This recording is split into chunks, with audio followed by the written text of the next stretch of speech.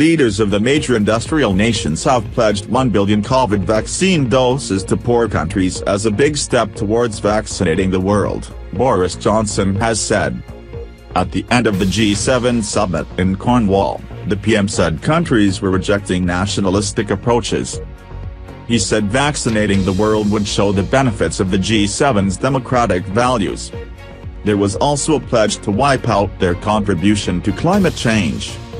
After the first meeting of world leaders in 2 years, Mr. Johnson said the world was looking to us to reject some of the selfish, nationalistic approaches that marred the initial global response to the pandemic and to channel all our diplomatic, economic and scientific might to defeating COVID for good. He said the G7 leaders had pledged to supply the vaccines to poor countries either directly or through the World Health Organization's COVAX scheme, including 100 million from the UK. The communique issued by the summit pledges to end the pandemic and prepare for the future by driving an intensified international effort, starting immediately, to vaccinate the world by getting as many safe vaccines to as many people as possible as fast as possible. It also includes steps to tackle climate change, with leaders recommitting to the target of reaching net zero greenhouse gas emissions by 2050 at the latest and pledging to eliminate most coal power. What difference could G7 vaccine donations make? In pictures, world leaders bask in Cornwall sun at G7 summit. How significant are G7's climate pledges? Has this been a G7 summit that mattered? Mr. Johnson rejected suggestions the vaccines pledge was a moral failure by the G7 as it was not enough to cover the needs of poorer countries. He referred to the UK's involvement in the development of the Oxford-AstraZeneca vaccine.